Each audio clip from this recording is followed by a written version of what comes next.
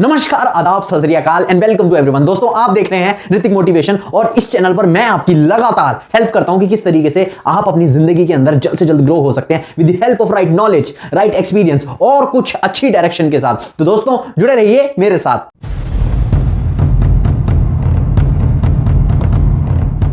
दोस्तों, वापस आ चुका हूं दुगनी एनर्जी के साथ और बहुत ही जबरदस्त टॉपिक के साथ। दोस्तों, आज की वीडियो हमारी फर्स्ट वीडियो का सेकंड पार्ट होने वाला है, जिसके अंदर हमने सक्सेस के कुछ ऐसे इंपॉर्टेंट सीक्रेट्स के बारे में बात करी थी जो आपको डेफिनेटली जानने चाहिए। दोस्तों, अगर अभी तक आपने वो वीडियो नहीं देखी तो डिस्क्रिप्शन के अंदर लिंक है, जल्द से जल्द जाइए और उसको कंप्लीटली देख लीजिए। दोस्तों, ये वीडियो डेफिनेटली आपको बहुत ज्यादा पसंद आने वाला है, क्योंकि इस वीडियो को मैंने बहुत ज्यादा शॉर्ट एंड क्रिस्प रखा है और साथ ही कुछ ऐसी स्ट्रेटेजीज भी बताई हैं ताकि आप अपने पर्सनल गोल्स को जल्द से जल्द अचीव कर पाओ। तो दोस्तों, बिना टाइम गवाते हुए बढ़ते हैं अपने छठे सीक्रेट की तरफ, जिसका नाम है NLP, न्यूरो लिंग्विस्टिक प्रोग्रामिंग। दोस्तों, NLP एक ऐसी अमेरिकन टेक्निक है जिसके अंदर हम अपने माइंड को ट्रेन करते हैं कि किस तरीके से हम उसकी पावर को चैनलाइज करके अपने पर्सनल गोल्स को जल्द से जल्द अचीव कर सकते हैं। दोस्तों, जब हम अपने माइंड के अंदर NLP यानी न्यूरो लिंग्विस्टिक प्रोग्रामिंग की डेवलपमेंट कर रहे होते हैं, उसकी प्रैक्टिस कर रहे होते हैं, तभी हमको अपने माइंड के दो सबसे इंपॉर्टेंट पार्ट्स को कंट्रोल करना आना चाहिए। आखिर कौन से हैं वो इंपॉर्टेंट पार्ट्स? दोस्तों, वो इंपॉर्टेंट पार्ट है पहला,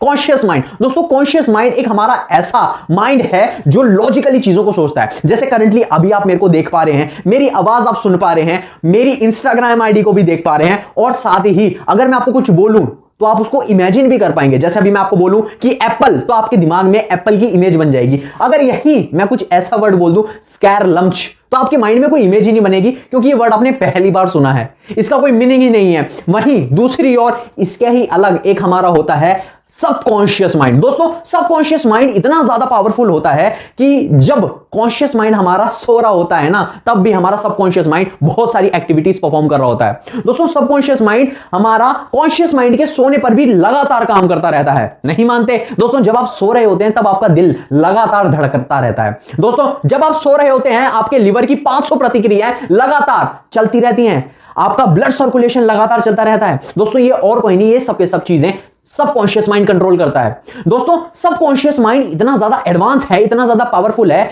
कि ये दोस्तों सबकॉन्शियस माइंड को आप ऐसे समझ सकते हो कि हमारा एक तरीके का मेमोरी कार्ड है, और इस मेमोरी कार्ड के अंदर हम अपनी इमेजेस को, हम अपनी वीडियो को, हम अपनी फीलिंग्स को एक डब्बा बना के उसमें सेव करके रख सकते हैं। दोस्तों, जब हम NLP की प्रैक्टिस कर रहे होते हैं, अपने सबकॉन्शियस और कॉन्शियस माइंड को लगातार कंट्रोल कर रहे होते हैं, तब हमारी इमेजिनेशन का पावरफुल होना भी बहुत ज्यादा जरूरी होता है। दोस्तों, हमारी इमेजिनेशन हमारे लॉजिकल माइंड को बहुत ज्यादा हिट करती है। जैसे अभी मैं आपको बोलूं कि आप मेरी हथेली देखकर काले हाथी के बारे में नहीं सोचेंगे, दोस्तों आपने वो तुरंत इमेज बनाई। दोस्तों, कई बार हम अपनी इमेजिनेशन को अपने खिलाफ ही खड़ा कर लेते हैं। एग्जांपल के तौर पे, मैंने 5 बार बिजनेस करा। अब 5 बार बिजनेस करने के बाद मैं पांचों बार फेल हो गया। अब छठी बार जब मैं बिजनेस करने जाऊंगा, तब मैं सोचूंगा कि यार मेरे को तो बिजनेस करना ही नहीं आता, मैं हमेशा लॉस में रहता हूं। वहीं अगर मैं एक बार गाना गाने लगा और लोगों को वो गाना पसंद नहीं आया, लोगों ने मेरी बेइज्जती मार दी, अब मैं अगली बार गाना नहीं गा पाऊंगा। दोस्तों, हम भी अपनी इमेजिनेशन को अपने खिलाफ खड़ा कर लेते हैं, और जबकि हमको उसको अपने साथ खड़ा करना चाहिए। याद है ना, सुल्तान क्या बोलता था? तुम्हें तब तक कोई नहीं हरा सकता जब तक तुम खुद से ना हार जाओ। और आखिरी बात, तुम्हें तब तक कोई नहीं हरा सकता सुल्तान, जब तक तुम अपने आप से ना हार जाओ। दोस्तों, इसी तरीके से सबकॉन्शियस रीइंप्रिंटिंग और NLP के माध्यम से हमको अपने सक्सेस की इमेज अपने माइंड के अंदर फिक्स कर लेनी चाहिए। आगे बढ़ते हैं, समझते हैं सेकंड पॉइंट को, जिसका नाम है इंपॉर्टेंस ऑफ थॉट्स। दोस्तों, आखिर थॉट्स क्या होते हैं? थॉट्स होते हैं हमारे विचार। दोस्तों, हमको विचार करना है कि हमको सक्सेस कैसे मिलेगी, कैसे हम उसको अचीव करेंगे। अपने सपने को इमेजिन करो, अपने स्टेप्स को सोचो कि आप सक्सेस को कैसे कैसे करके अचीव करोगे, क्या क्या आप स्टेप्स लेने वाले हो, कैसे आप अपने सक्सेस के ज्यादा दिन ब दिन करीब बढ़ते चले जाओगे। दोस्तों, इसको एक एग्जांपल से समझते हैं। उससे पहले आपको एक सिंपल सा फॉर्मूला बता देता हूं, जिसका नाम है RT = RA and NT = NA। दोस्तों, right thoughts = right action and negative thoughts = negative action. दोस्तों, जैसा आपका विचार होगा वैसा ही आप एक्शन लोगे। दोस्तों, थॉमस एडिसन ने भी यह सोचा था कि मैं किस तरीके से आग की रोशनी को अपने हाथों में रख सकता हूं। उसने ये नहीं सोचा कि यार कोई भी इंसान ये काम नहीं कर रहा है, मैं क्यों करूं। इसी तरीके से न्यूटन ने भी सोचा था कि आखिर सेब नीचे गिरा तो किस वजह से गिरा। दोस्तों, जैसा आप अपने आप से क्वेश्चन पूछते हैं वैसा आपको जवाब मिलता है। दोस्तों इसको एक एग्जांपल से समझते हैं कि एक ही बाप के दो बेटे हुआ करते थे। पहला बेटा जो बहुत ज्यादा सक्सेसफुल था, लोग उसको काफी ज्यादा पसंद करते थे, समाज में उसका खूब नाम हुआ करता था। वहीं उसके विपरीत उसका एक छोटा भाई हुआ करता था जो बहुत बड़ा शराबी था, लोग उसको पसंद नहीं करते थे, लोग उसके पास जाना तक पसंद नहीं करते थे। एक बार एक रिपोर्टर उनके पास आया और उनको बोला कि आपकी सफलता और आपकी असफलता का कारण क्या है। दोस्तों आप जवाब जान के हैरान हो जाओगे, दोनों ने जवाब सेम दिया। दोनों ने बोला कि हमारे पिता शराबी थे। एक लड़का जो सक्सेसफुल बना उसने सोचा कि यार मेरी आज ये सिचुएशन है, मैं किस तरीके से अपनी जिंदगी को बदल सकता हूं। वहीं दूसरे लड़के ने सोचा कि मैं अपनी जिंदगी में अब क्या ही कर सकता हूं, मेरे तो पिता ही शराबी हैं। दोस्तों अब आप देख सकते हो कि सिचुएशन सबके साथ, दोनों के साथ सेम थी, लेकिन जो रिजल्ट आया वो ड्रास्टिकली आया। किसने अपने आप से क्या क्वेश्चन पूछा वो जरूरी होता है। मैं काफी अकेला हूं, मैं अकेला ही काफी हूं। तो दोस्तों आप समझ सकते हैं कि क्या क्वेश्चन करोगे और आपको क्या रिजल्ट मिलेगा।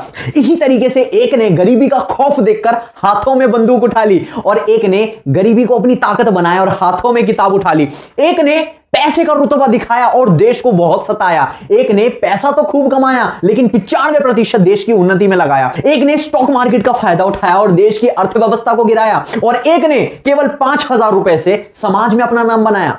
महत्वपूर्ण वो नहीं है कि आपको जवाब क्या मिलेगा, महत्वपूर्ण तो यह है कि आपने खुद से सवाल क्या पूछा है। दोस्तों जैसा आप अपने आप से सवाल पूछोगे वैसा आपको जवाब मिलेगा। आगे बढ़ते हैं अपने 7वें सीक्रेट की तरफ, जिसका नाम है द पावर ऑफ स्टेट। दोस्तों कई बार हमारे साथ एक ऐसी सिचुएशन आती है जब हम एक दिन बहुत ज्यादा अनलकी फील करते हैं। जब भी हम कोई काम कर रहे होते हैं हम उसके अंदर फेल हो जाते हैं, हमको बहुत ज्यादा नेगेटिविटी फील आ रही होती है। लेकिन दोस्तों कई बार हमारे कुछ ऐसे भी दिन जाते हैं जब हम बहुत ज्यादा पॉजिटिव फील करते हैं, जब हम कोई भी काम बहुत ज्यादा कॉन्फिडेंस से करते हैं और उसमें उन कामों में हम सफल हो जाते हैं। दोस्तों आखिर ऐसा क्यों होता है? आप तो सेम वही इंसान है। दोस्तों आखिर ये सारा का सारा हमारा माइंड के स्टेट का खेल होता है। दोस्तों माइंड में हमारे दो तरीके का स्टेट होते हैं, पहला एनेबलिंग स्टेट और दूसरा पैरालाइजिंग स्टेट। दोस्तों जब हमारा माइंड खुशी, प्यार, कॉन्फिडेंस से भरा होता है तब हम एनेबलिंग स्टेट के अंदर होते हैं। वहीं जब हमारा मन बहुत ज्यादा डर, दुख और डिप्रेशन से भरा होता है तब हम पैरालाइजिंग स्टेट के अंदर होते हैं। दोस्तों हमको पैरालाइजिंग से एनेबलिंग स्टेट के अंदर आने के लिए चुटकी भर बजाने तक का समय नहीं लगेगा। चलिए इसे एक स्टोरी से समझते हैं। दोस्तों कार्ल वोलिंडा एक बहुत ही बड़े एक्सपर्ट एक्रोबेट हुआ करते थे। दोस्तों एक्सपर्ट एक्रोबेट वो लोग होते हैं जो हवा के अंदर स्टंट्स दिखाने में माहिर होते हैं। कार्ल वोलिंडा में बचपन से ही कॉन्फिडेंस और कला कूट कूट कर भरी थी। लेकिन दोस्तों एक बार की बात है, कार्ल वोलिंडा एक बार गहरी नींद में सो रहे थे और जब वो सो रहे थे उनको सपना आया कि वो हवा में स्टंट करते हुए बड़ी तेजी से नीचे जाके गिर रहे हैं। दोस्तों तब वो डर के मारे उठ जाते हैं और उनके दिमाग में वही इमेज बार बार फ्लैश होने लगती है। दोस्तों जब भी कार्ल वोलिंडा अब स्टंट करने जाते हैं, अब की बार उनके दिमाग में यही इमेज बार बार उनको नजर आने लगती है। अब मानो ये सीन उनका साए की तरह पीछे करने लगा। दोस्तों 7 महीने के बाद कार्ल वोलिंडा आखिरकार गिर ही जाते हैं। दोस्तों आखिर ऐसा क्यों हुआ? दोस्तों कार्ल वोलिंडा की एक इमेजिनेशन ने इतना बड़ा इंपैक्ट कैसे लेकर आ गई उनकी जिंदगी में कि उन्होंने उसकी जिंदगी ही छीन ली। तो ऐसा इसलिए हुआ क्योंकि कार्ल वोलिंडा ने अपने माइंड को डायरेक्शन दे दी थी कि वो अब उनको गिरने के लिए मोटिवेट कर रहा था। दोस्तों जब वो इमेज उनके दिमाग में बार बार फ्लैश हो रही थी तब उनका माइंड उनको बार बार डायरेक्शन दे जा रहा था, अब आपको गिरना है। तो दोस्तों एक इमेजिनेशन भी हमारी जिंदगी के अंदर इतना बड़ा इंपैक्ट ला सकती है। दोस्तों ये चीज कई बार हमारी दिनचर्या में भी होती है। एग्जाम्पल के तौर पे कि हमारी मम्मी हमको किचन भेजती हैं और बोलती हैं कि बेटा नमक की बोतल लेकर आओ। दोस्तों जब हम नमक ढूंढने जाते हैं तब हमारा माइंड पहले से ही प्रिपेयर्ड होता है कि हमको नमक नहीं मिलने वाला। दोस्तों तब आपकी मम्मी आपके सामने से नमक उठा देती हैं। दोस्तों जैसा आप अपने माइंड को डायरेक्ट करोगे वैसा ही वो एक्ट करेगा। आपने अपने माइंड को डायरेक्शन दे दी कि अब आप नमक आइडेंटिफाई नहीं कर पाओगे तो आप कर भी नहीं पाए। दोस्तों इसी तरीके से अंग्रेजी एग्जाम्पल तो बहुत हुए, बढ़ते हैं अपने इंडियन एग्जाम्पल की तरफ। दोस्तों 1983 की बात है जब इंडियन क्रिकेट टीम का मैच जिम्बाब्वे क्रिकेट टीम के साथ था। दोस्तों जिम्बाब्वे क्रिकेट टीम ने टॉस को जीता और बॉलिंग चूज करी। तभी उस समय में इंडियन क्रिकेट टीम के जो कप्तान है वो कपिल देव जी हुआ करते थे। दोस्तों कपिल देव जी अपने ड्रेसिंग रूम के अंदर गए और शार लेना स्टार्ट कर दिया। तभी उनके दरवाजे पर कोई खटखट आता है और उनको बोलता है कि कपिल जल्दी से बाहर आओ, हम 2 विकेट खो चुके हैं।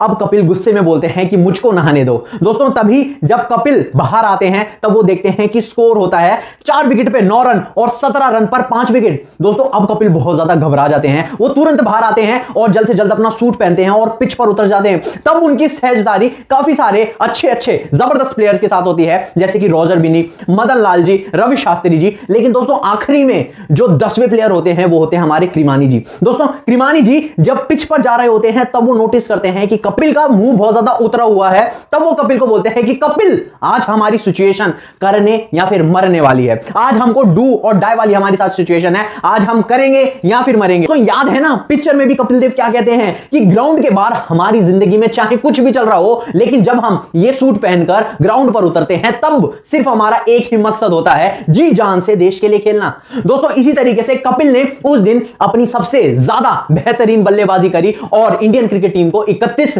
रन से जिताया। दोस्तों वो कहते हैं ना कि आंखों में सपने थे, हम भी गिरे और संभलते रहे, अरे मुश्किलों में क्या दम था, हमारे हौसले भी डटकर खड़े रहे। तो दोस्तों इसी तरीके से हारी हुई बाजी को भी हम अपनी जीत में तब्दील कर सकते हैं। दोस्तों अब आप और मैं भी आ चुके हैं इस वीडियो के आखिरी पड़ाव पर, जहां पर मैंने आपसे वादा करा था कि मैं आपको कुछ स्ट्रेटेजीज बताने वाला हूं जिससे आप अपने माइंड को ज्यादा बेहतर ट्रेन कर पाएंगे। दोस्तों मेरी आपसे सिंपल सी पहली रिक्वेस्ट है कि आप ये 3 स्ट्रेटेजीज को केवल 7 दिन के लिए फॉलो करके देखिए। अगर आपको रिजल्ट ना है तो आप मेरे को कमेंट बॉक्स में बताइए। दोस्तों पहला काम आपको यह करना है कि आपको अपने कमरे का या फिर अपने पूरे घर का कोई एक ऐसा कोना पकड़ लेना है जहां पर बिल्कुल भी शोर नहीं आता, और तब आपको एक चीज अपने माइंड के अंदर बार बार सोचनी है। दोस्तों सोचना क्या है वो भी बता देता हूं। दोस्तों आपको यह सोचना है कि क्या मैं डेली एक्टिविटीज ऐसी कर रहा हूं जो मेरी सक्सेस को बहुत ज्यादा कंट्रीब्यूट करे।